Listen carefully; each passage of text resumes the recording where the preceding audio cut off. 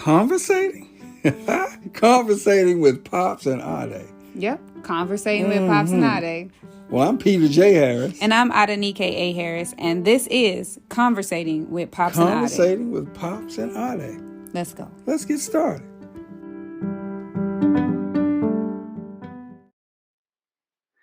Wow, apart but together is the topic of today's Go-Go. And what does that mean? Man, it means a lot. But the biggest thing it means, we've been mentioning it since we started season 2, is that you have moved cross country from where I live now. So you're on the east side, Eastern Standard Time, and I'm out here, Pacific Standard Time. Now, how deep for me and what moves me is that, for years we had lived geographically far apart. But this time, you chose this. This is the grown folks version of living geographically far apart. And it just embodies maturity on display, it seems to me. So that's what's exciting about this episode for me is now you only moved in the fall of 2020, which means it was right smack in a major part of the pandemic. Pandemic's still with us.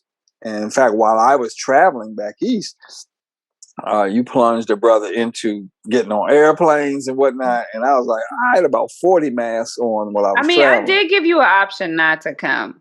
I didn't No, that wasn't really an option. That wasn't really an option. I wasn't sending no black woman driving across no country by herself, least of all my daughter. That didn't make no damn sense.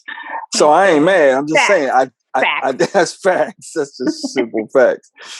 But I think the reason we want to talk about it is because, now the question is, so how do you maintain your intimacy, your fatherly and daughterly connection?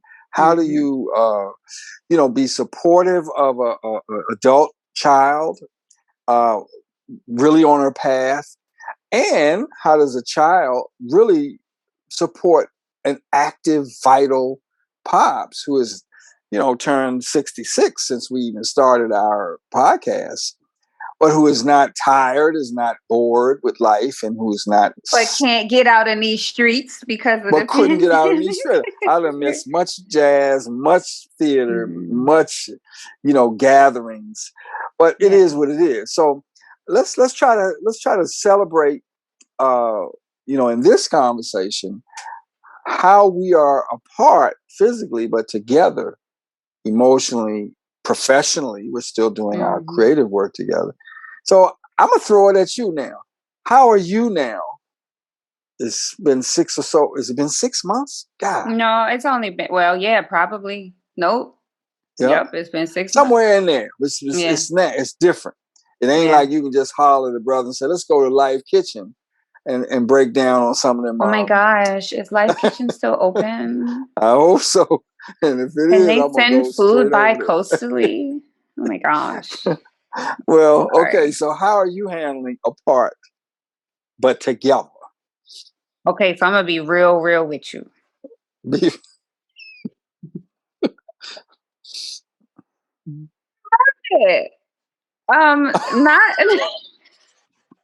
okay, that's the end of this episode.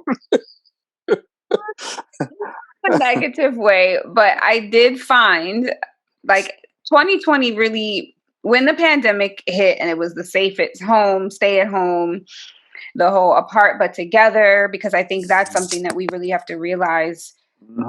We couldn't go out like we used to, but one thing that you and I did, we talked about pods and everybody had their pod and people, etc., to stay safe. For me, it was about making sure you stayed safe because you were on public transportation. And I just wasn't having it. I was not having Pops on the train. We're not doing that. So you let me know when you need to go to the grocery store. So then we made that a part of our rituals and ceremonies, like we mentioned in another previous episode.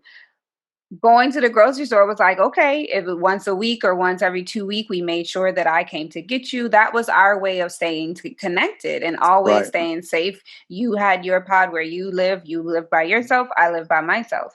But in the process of me living alone and Mm-hmm. the quarantine happening is when I started to think about what was next for me. I knew the Yes. job that I was at was not very stable because we were in the entertainment and, public industry. And I said, oh, Yes. this particular company is probably not going to be able to sustain what it was Yes. doing, particularly in LA. So I started thinking what was next for me. That's when grad school came up.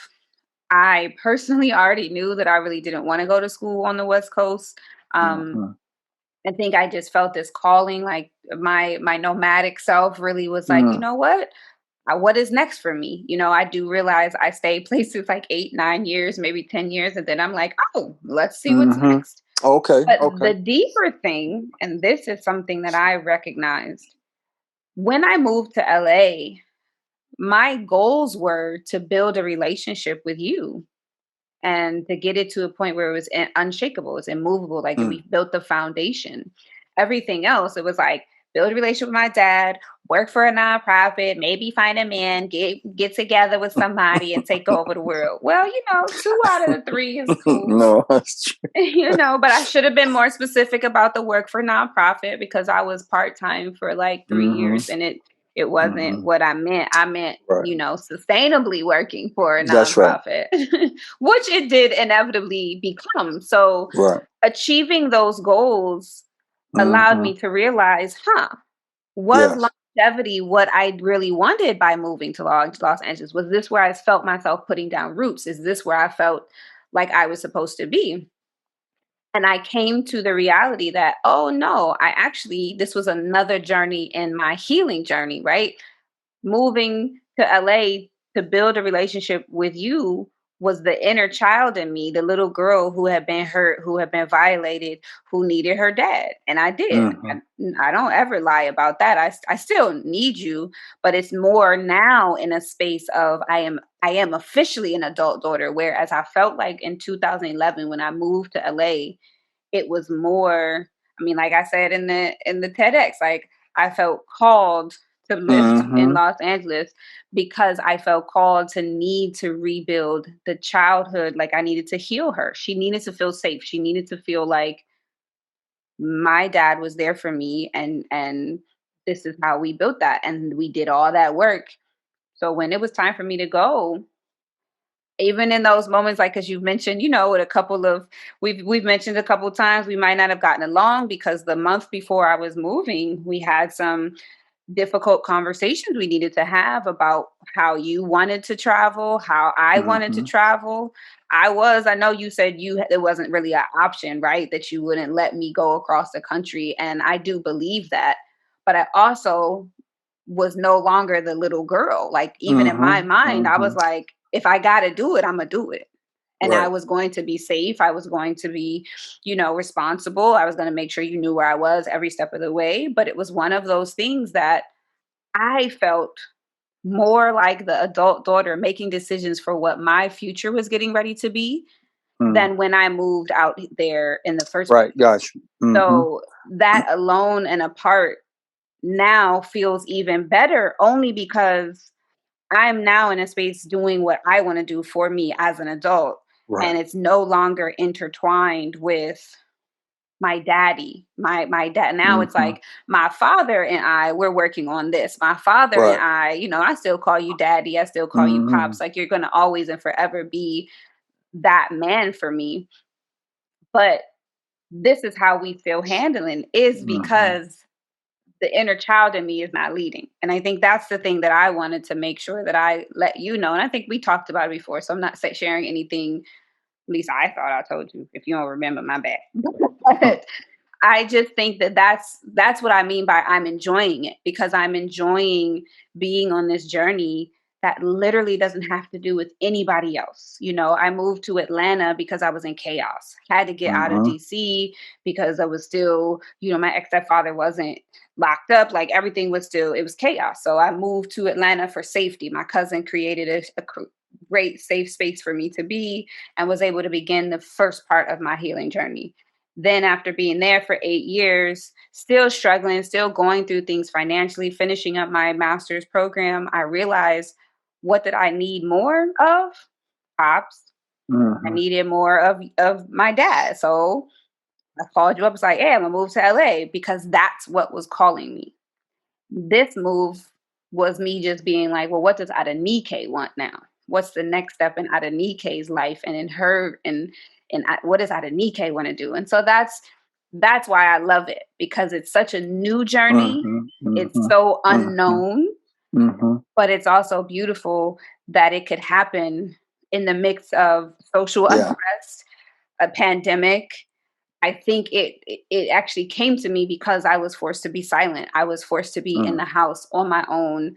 And then when you came to visit and we would hang out, we were just always talking. We were always talking about what was next, what were we going to do, and it didn't, moving was never, it wasn't like pandemic hit and I was like, oh, I'm moving out of LA. It really came in less than Yes. 30 days. It really opened up as a possibility in less than 30 days. It was like, Mm-hmm. I think I'm going to move.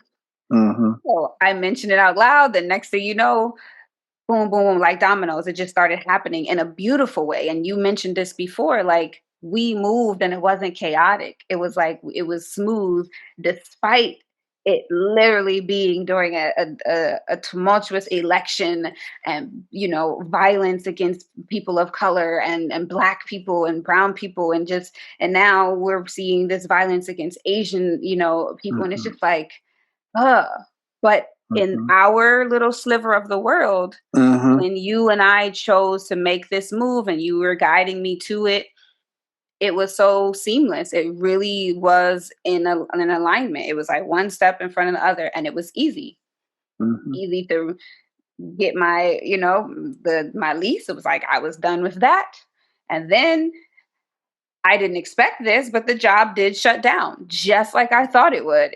The job Mm-hmm. was like, hey, we have to shut down the LA office. And it was like, oh, okay, well then I Right. definitely gotta go now because it just, and it all happened that way. So Right. Right. that's how I love it. I'd still miss you, of course, Pops. I miss being able to go to the stores with you. And I even Yeah. tried to get you to come out to where I'm at for your birthday. And you was like, Yeah. Mm-mm. this No, time I'm that's not getting okay. back on another airplane. Not right to say. And I hadn't scheduled my vaccination shots yet. Yeah. Now I got one more that's due in a minute. Well, I think that's actually, as a parent and a father, everything you're saying is good revelation for me, because Mhm. without any hesitation, only that, for me, raising a good child, or well raising a child, is so that they can become an adult, a functional, joyful, productive adult, committed to their vision and cultivating the capacities to execute their vision.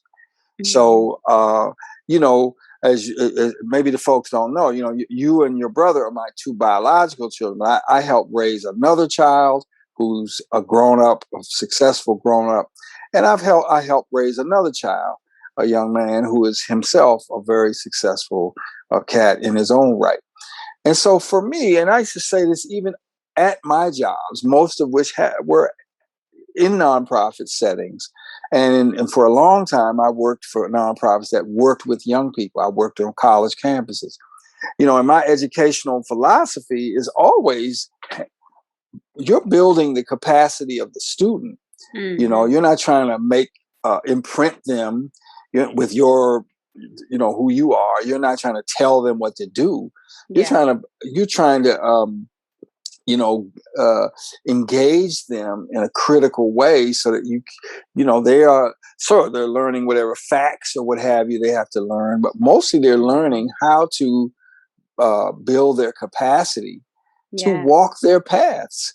So for me, all jokes aside, I'm super happy that you're happy that you Mhm. found grounds.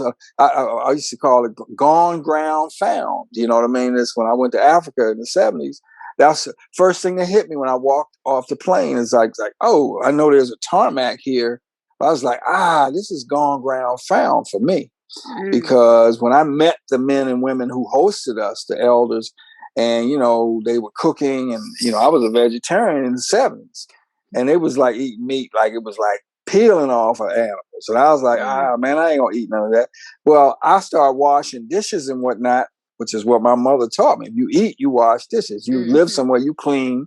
So I was just bringing those ethics, that home training to the table. Shoot, man. Madam, our mom she was making me peanut stew with no meat up in it. I was like, yes, thank you, dear. I'll wash this. And beyond that, that's a good memory. Yeah. But that's the way I walk. I don't want dependent children. You know what I mean? I want independent children. My son is independent. My daughters are independent. My second son is independent. Y'all know, long as I got my faculties, you know, I want to be engaged. I want to laugh, joke, participate, experience how you guys experience the world. And in some cases, it's radically different from one another. Yeah. But I don't come back and, you know, like I live out here, y'all live back east. You know, of course we miss each other. Of course I miss seeing my granddaughters do this. I missed a lot, even living from you guys, clearly. Yeah. But the thing is, and everything about this podcast for me, you know, zooms right into this point. You're not living a moment in life. You're living your whole life. I want to be on the planet for another 2 generations. And I want my faculties, and I want my exuberance, and I want my curiosity, and I want to read and write and think and go places and meet people and get humbled. You know, I want to learn languages. I want to learn how to play the piano better. You know what I mean? When I get back to a place where I have enough room to do that. You know, I want to dance. I want to take dance classes. I want to go to the club and salsa and you know what I mean? Cha-cha-cha and whatnot. And I want love in life. And that's what I want for you guys. Yeah. You know, and there's no competition. You know what I mean? Well, I don't, you know what I mean? I do love the notion that we're talking about getting life together, you know. So my paperwork is in order. You know, my will is signed. I don't have a lot of stuff to pass on. I get all the books. I get all the books. I want all the intellectual property. I'm saying that now. That's all. I want all the intellectual property, the books, and the writing. That's all I want, y'all. You can have the rest of that. And hopefully that'll be worth something. But I'm gonna make it worth something, because when you die, everybody gonna be like, "Oh man, Adenike, Adenike." Oh my God, apart but together. Let me just maybe it's just apart, if that's the attitude. Anyway, well, we're talking seriously. So listen, you know, whether it's a pandemic or none, whether it's political violence or none, and we want the most humane future for all of us. Going through this sequence is another rite of passage for the Pops and the Adenike.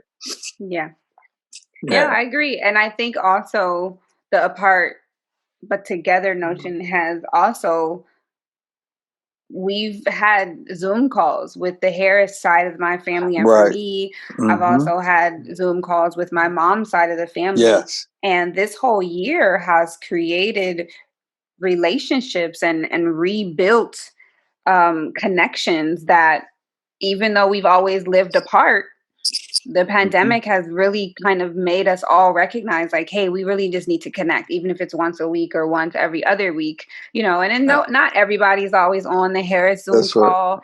Not everybody's always, you know, a participant, but when we get everyone together, it's joyful and it really is full of love and it's full of connection. And it has made me recognize, like, oh, distance really doesn't matter, especially with the technology that we have today.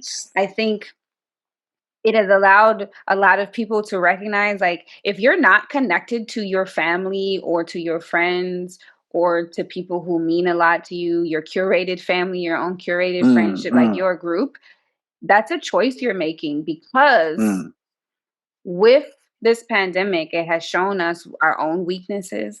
Do you reach out? Do people have to always reach out to you? Are you a silence person? And there's no shame in what I'm saying. I'm really making sure that I'm just asking people to really look at connection, being together, it's always a reciprocity. It's an ethical reciprocity. I think we've mentioned this in other Mm-hmm. episodes. We talk about ethical reciprocity. Mm. Now is the opportunity to really build that if you really want it with people, and also opportunity to kind of let things go with people that you don't want.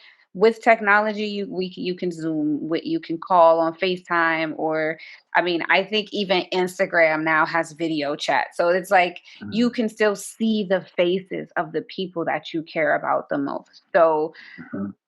I really, really just encourage people to take this. We're going into now the second year of this pandemic. Yes, vaccines are happening, but again, we know that everything is going to be different. They keep using this language, getting back to normal.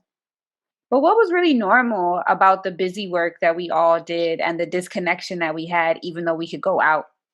Mm. How about we just recalibrate normal? Because at the end of the day, this virus is still Mm. around. Whether we're all Mm-hmm. inoculated and have, vaccines, there's still some people who don't want to get vaccinated. We still have people who don't even believe the thing is real. We still have people, I mean, that are still getting the virus and getting sick, and there are people still passing away. So this is not going to be normal again.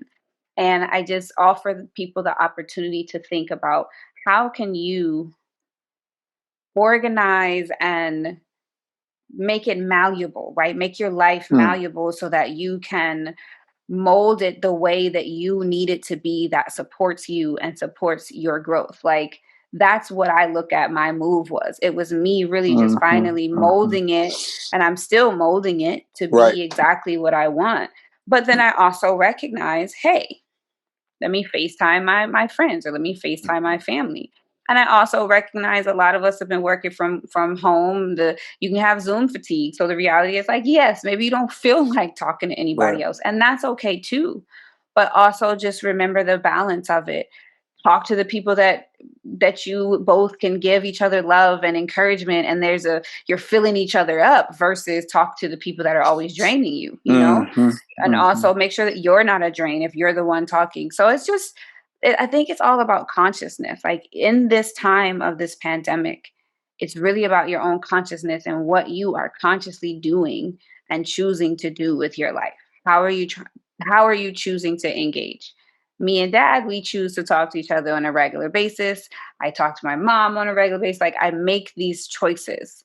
Mm-hmm. That's how I want to stay connected, even though I'm apart. And it's not only because I now moved 3,000 miles away. It really is because we are still dealing with a global health crisis. And we That's need right. to acknowledge that that is real, and that people are still affected by it Mm-hmm. multiple ways: psychologically, spiritually, physically, the literal, Yes, right. catching And of it, mourning. They're in and mourning in mourning. many cases. People, The yeah. whole world is in mourning. I'm in Mm-hmm. mourning. I've Mm-hmm. heard, people who've had family members who have died from COVID, and so it's a collective mourning that's happening. And I'm just honored and thankful that we in our immediate family haven't had, a death or anything like that, but we have had scares. We've had, like, people have it, and we're like, oh, okay, well, let's monitor them, how they doing, and there's Mm-hmm. check-ins. But so I think I'm enjoying my alone time. I'm enjoying Mm-hmm. my separation, but I also really, really want it to be emphasized that I still miss Pops. I still miss Mm-hmm. family. I miss hugs. Like, I miss Yeah, absolutely. being able Mm-hmm. to still see and be around the people that I love. I miss going out with my friends. I miss all of that, So Mm-hmm. yeah, it's still a It's tough deep. time. It's deep. I've lived in California for a long time. Before my mother passed, I was out here. And I tell you, if we'd have had some of these tools, in fact, I remember my brother, Ron, his name is, he called me out the blue once. Mom had already passed by this time. He just jumped right on the phone. He said, "Hey, man, wouldn't Mom have loved the internet?" I Mhm. said, "You know what? I think so, because she loved books and she loved learning. But the idea that you could just get on like this type of thing here and Mhm. talk across Mhm. country." I remember when my mother got mad at me because I left under some really unfamily circumstances, Uh-huh. and my mom jumped on. Mhm. She jumped on the airplane. she didn't say, can I come out wherever I was? She said, I'm on my way. She had never flown in an airplane or nothing. She said, bruh, I need to know what's going on. Shoot. But I come from that stock. I come from people who, are about something. And if it's emotional, they're about the emotional. As we say, they still handling. They still be handling circumstances. Be handling their business. And they be handling their business.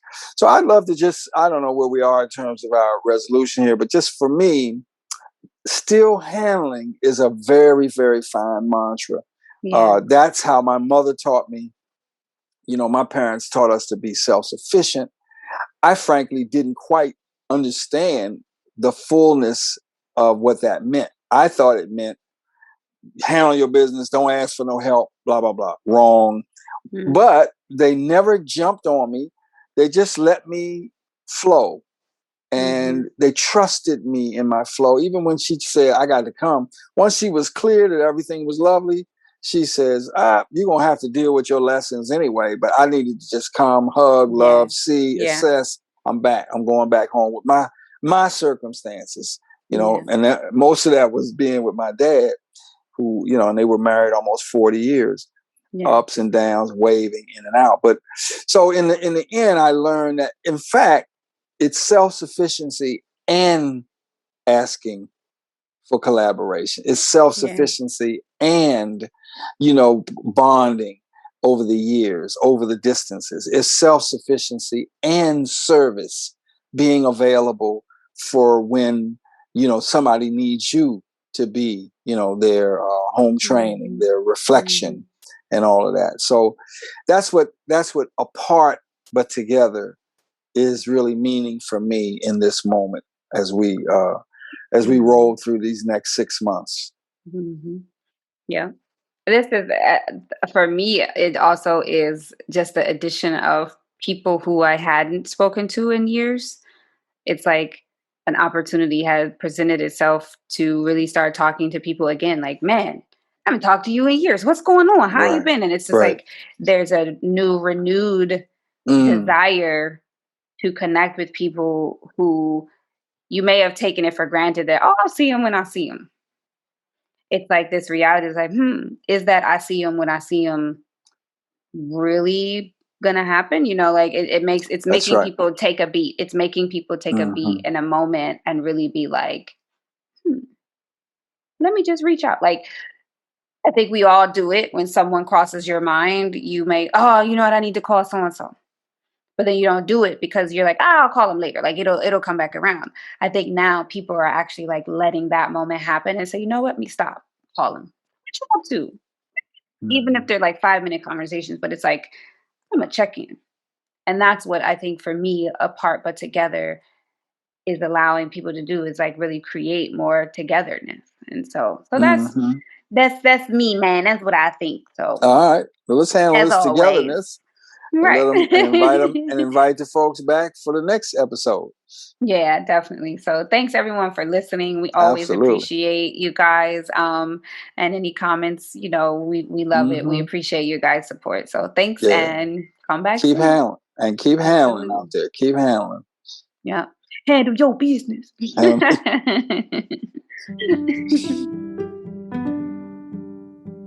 You've been listening to Conversating with Pops and Ade.